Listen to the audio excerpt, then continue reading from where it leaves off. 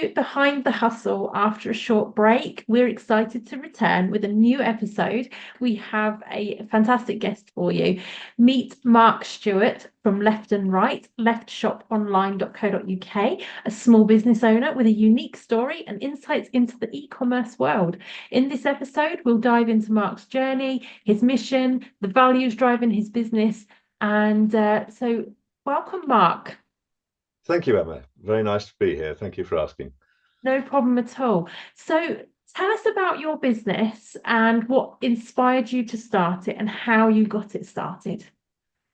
Okay, well, I should first say that I'm right-handed, as is my wife, as is our eldest son, but the youngest one is completely left-sided. So he's left eye dominant, left hand dominant, left foot dominant. Oh, And he came along 34 years ago. And when he was about 4, we were looking for a pair of left-handed scissors for him. And we couldn't find anywhere here in Worcester where we are. And I knew of a shop in London called Anything Left-Handed, and I was looking for new employment at the time. And literally within about 6 weeks, we had opened, and we were the first ever sort of branch of Anything Left-Handed outside of London. Um, blimey. and so, yes, it was interesting. In fact, the very first week we opened, we had a lady came in and she said she bought half a dozen things, and she said, "You don't know how you've changed my life." And I thought, wow, worth doing it for that. But we noticed, particularly, we were getting a lot of youngsters coming in with handwriting difficulties. And my wife's an ex-teacher, and I said to her, did you have any guidance on how to help left-handed children? And she said, no, none at all. So we did some digging, and we had a very helpful member of parliament at the time, who, yeah, he is left-handed, um, and he wrote with the sort of hook sort of style of writing. Yeah, I've So noticed we Prince William does as well. he does indeed, as did Barack Obama. Yes, but Ah, to actually have a left-handed MP was great, but to have one with a what I would consider a poor handwriting technique was really helpful. And he yeah. tabled a number of parliamentary questions about it, and I could go on, but we'll try and stay Well, on as we've the discussed question. between us before doing this, that I am left-handed, and that is why your business stood out to me. I can remember at school being given left-handed books, and I used to get really frustrated because I was like, but I've always used right-handed, so I couldn't get my head around the left-handed books. But scissors were always a particular thing for me that I found difficult to use a pair of scissors. And pizza cutters, the ones with the wheel. I find those Right. incredibly difficult to use. I usually just get a knife or a pair of scissors. Right. Yes. Cut a I mean, pizza. it's Oh, something scissors. that I have to say as right-handers, we don't give it a second thought because No, everything's designed for right-handers. We really don't have to think about it at all. And in some ways, I think it was actually quite helpful that my wife and I are right-handed, because we could look objectively at what our son Robert was struggling with and say, okay, why is there an issue? We try it ourselves and see if we could find a way to sort it out. no. Um, but it was a very much a learning journey for both of us in many respects. But it's been absolutely amazing. And if somebody said you'd still be going 30 years later, I would have I'd have thought they were telling lies. But it's been an incredible I, journey. I can remember as a child, both my mum and my grandmother trying to teach me to crochet and knit. But because everybody around me is right-handed, I was just like, well, I'm doing this. And then, no, you're doing it wrong, doing it wrong. In the end, I Yes. had to teach myself because I couldn't follow what Yes, they were and of doing. course, years ago, in fact, not so many years ago, in some countries, children were forced to write right-handed, and my father-in-law was one of those. Yeah, But I'll touch very quickly. We have a global group that I helped found a few years ago, and literally last week I got a lady who's in Thailand, and they are still trying to get left-handed children to write right-handed. Uh, yeah, but on the knitting and crochet, there are books that can help specifically for left-handers.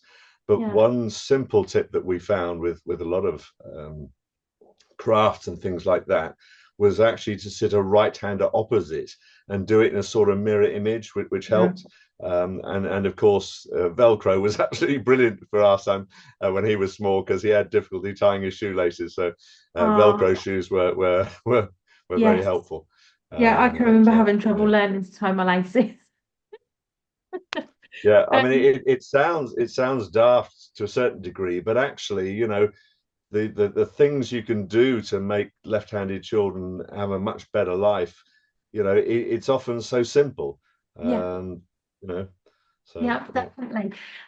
So we can clearly see that the mission of your business is to make life easier for people that are left-handed with the tools and things. So what obviously what the let's go a bit deeper into sort of the mission and the values and goals that drive your work. Okay. Yeah, sure.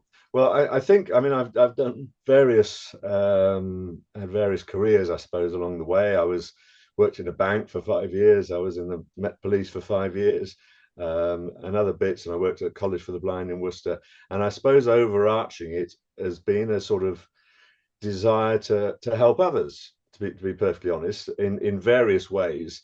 And for certain reasons, those particular jobs didn't fit my personality, maybe my character, um, and maybe they were too pressured in on me.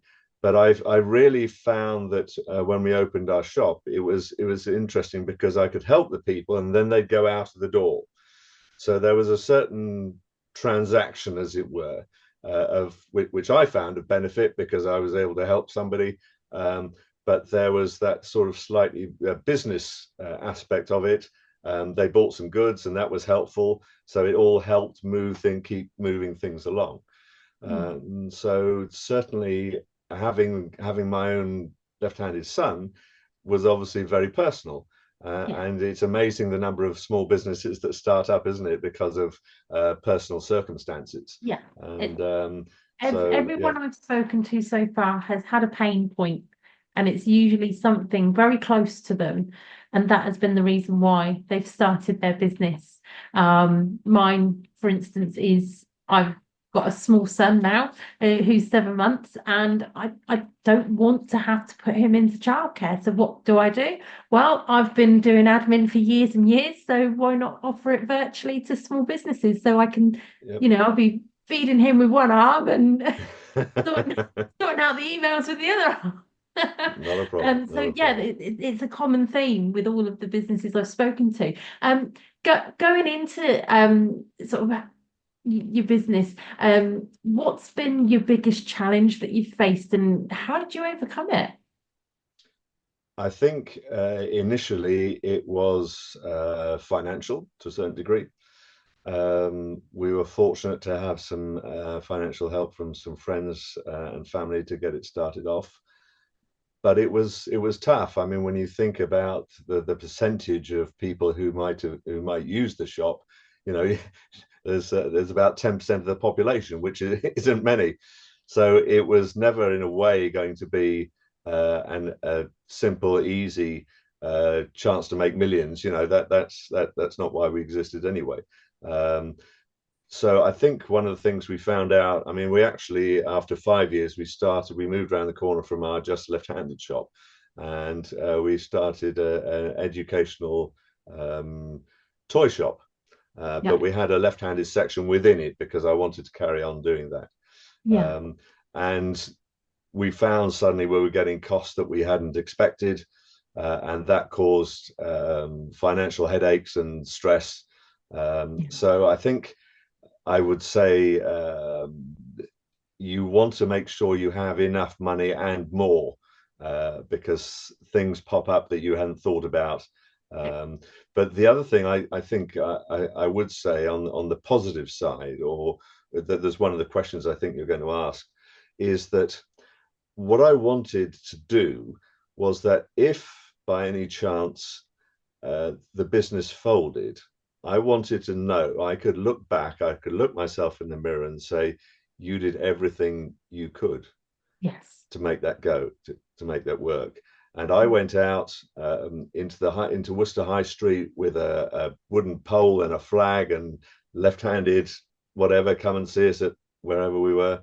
Um, so you and to begin with our, we try to get out as much as we can. My wife was fully on board, and without her, none of it would have happened, to be perfectly honest. You Yeah. need somebody who's going to support you full time.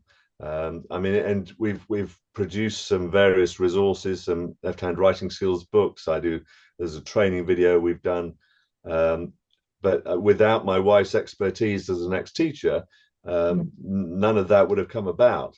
So yeah, there are a lot of little things that come together, and it's interesting looking back. You think, gosh, how did we do that? And Yeah. things happen that just help you move along that next stage. Exactly.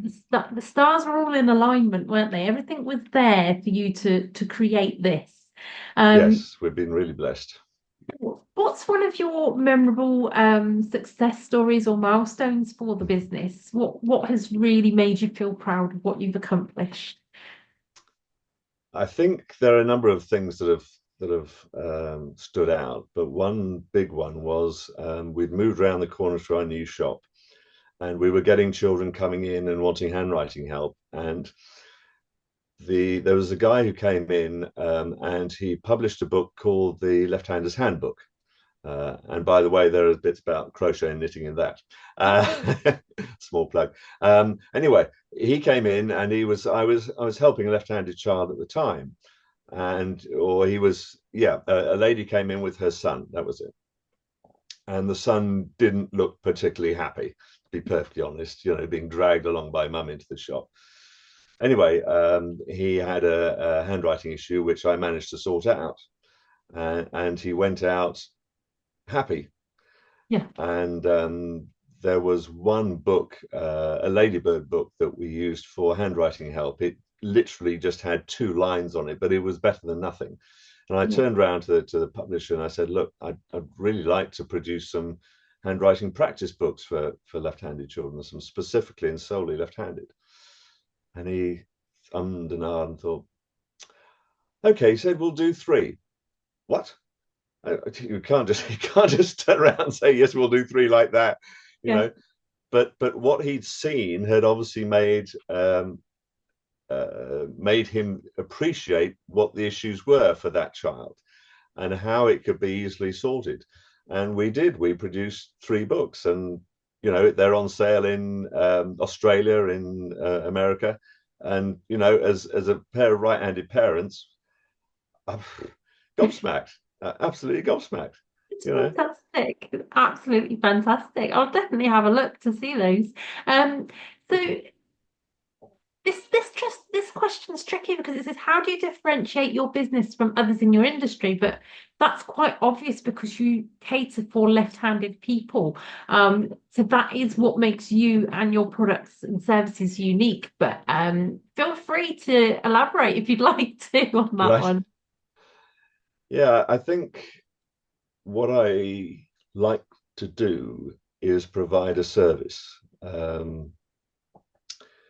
And sometimes I think in the past few years that element has gone from retail. Generally, obviously, there are many who do provide a really good service, but I think we were unique in that, and this isn't necessarily a good point, thinking from the Department of Education's perspective, that children would come into the shop to get handwriting help and to get that specific advice. And I know that it's changed children's lives for the better. The feedback we've had has been amazing, and that, I suppose, it's reward for me as much as for them as well. Yeah. And that's what I wanted to get out of the business. Sorry, was something that was good for me, to be perfectly frank, but also provided a really good benefit to others, whether it's a product, or helping with their handwriting, and that sort of thing. So that's always been my motivation, really. Yeah. Yeah. It's very similar for me. I just want to help people, and that what I do is very much helping people, and it's not about making millions or anything like that, because that's not where my work's going to go at all. It is purely I get a lot out of helping others. And as long as you've got that and you're enjoying that, I think that's a very big factor, to be honest, in Yes. being successful. Because if you can see that somebody enjoys their work and what they do, you're more likely to go to them, aren't you? Um, Moving on to what advice you would give someone to start looking to start their own business. I know you have given us a few little tips there, but are there any other lessons that you've learned that you'd like to share? I think, I mean, there are a number of organizations around. There are business organizations that you can tap into, and certainly encourage you to do that. Like the Business Bid, the Chambers of Commerce. There are a number of business organizations, Yeah, um, and you need, I mean, it depends what sort of business you're in, but see what the local market is. If it's flooded out with what you're trying to do, then maybe it's not the best idea.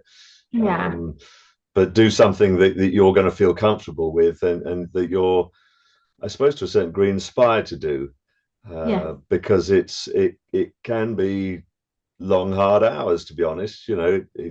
It's sometimes difficult to stop thinking about it, but you need to be able to give it 100%, really.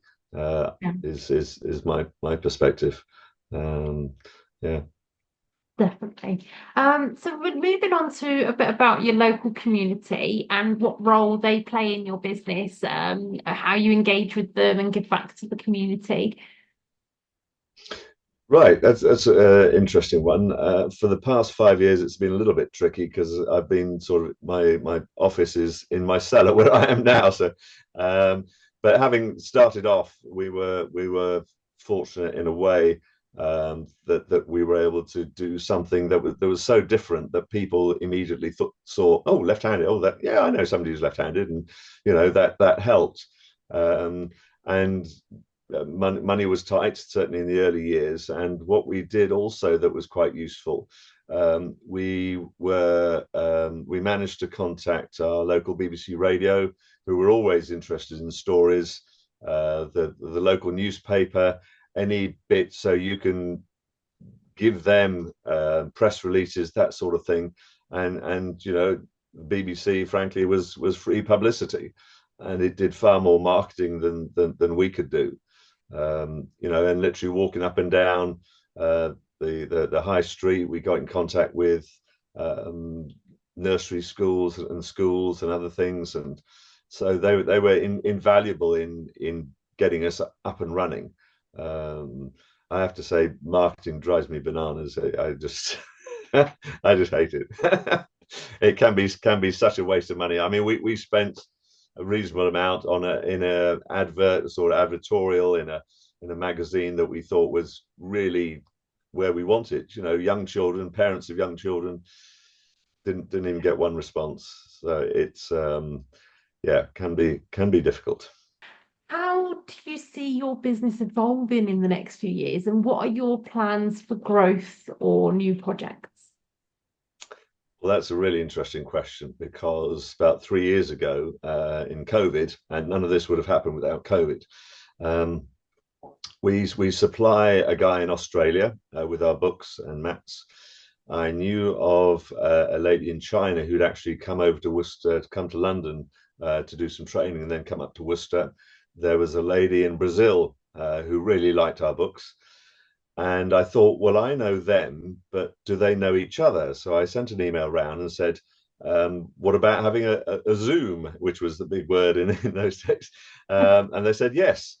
So we started an organization, I guess it's called, left-in.org, Left-Handers Educational Forum and Training International Network, which I sort of am co-chair with a guy from Australia, and I run it from my cellar, which is in itself amazing. And there are sort of 5 founder members, and in total we're up to about 19 members around the world.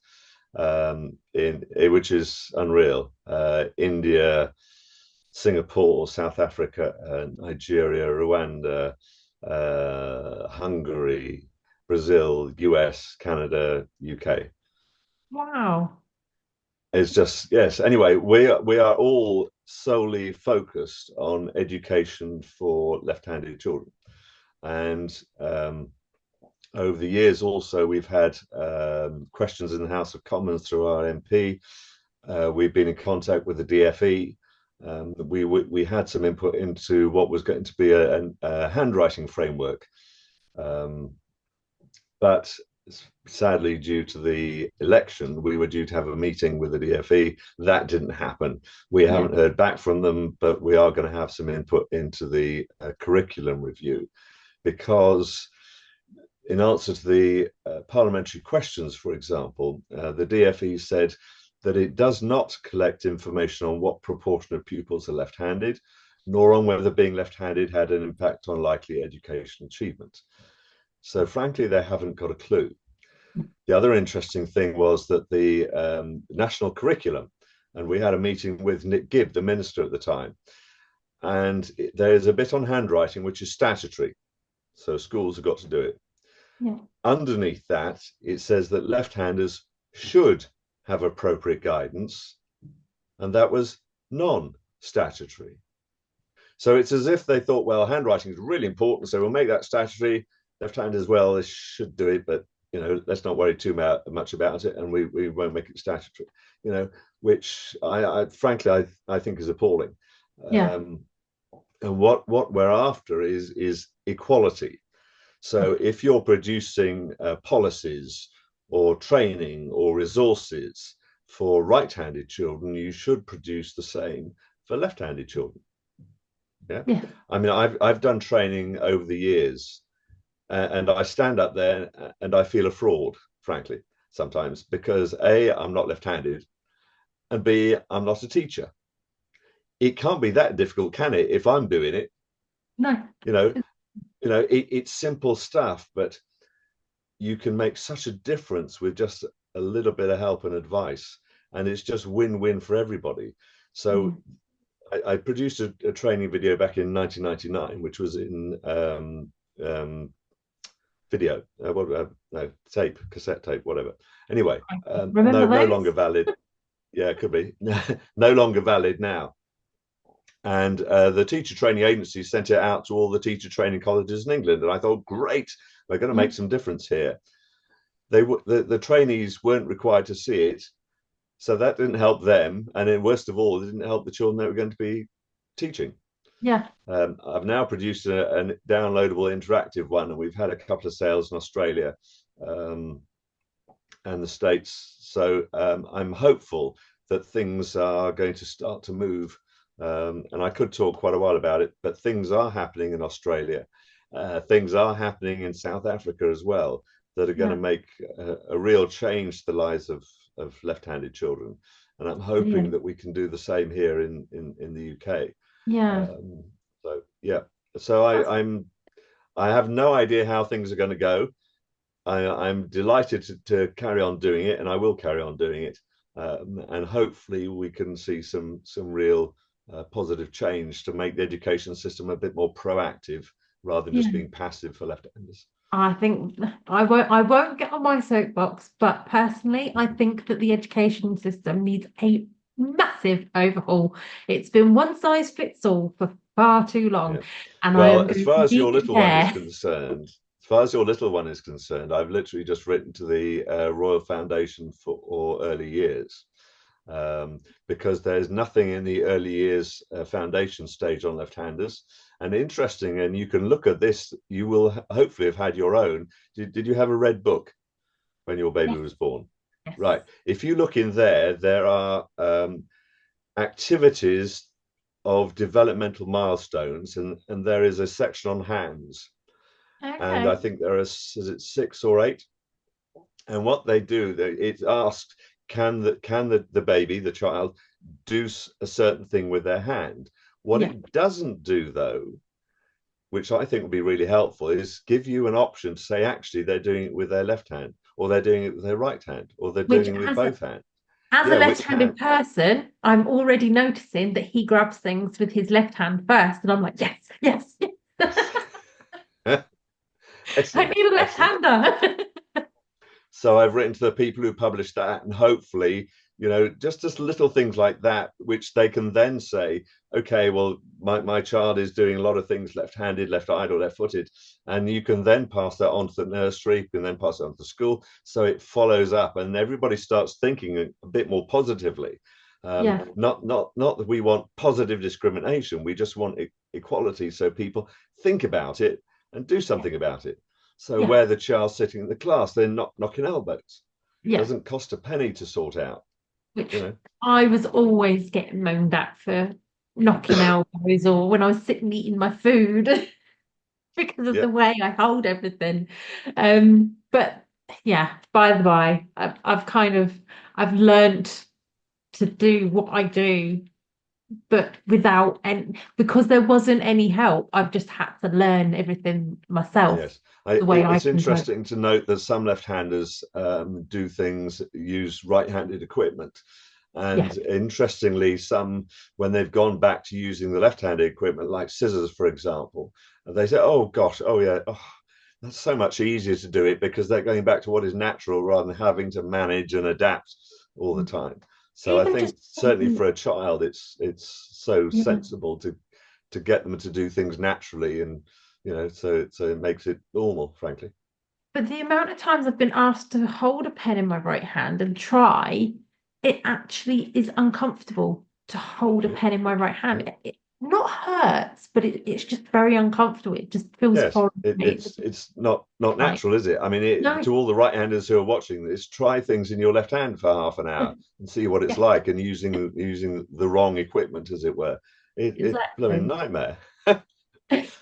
So we're nearly at the end here. So we're going to move on to what's one thing you wish more people knew about your business, and is there any misconceptions or hidden gems that you would like to highlight?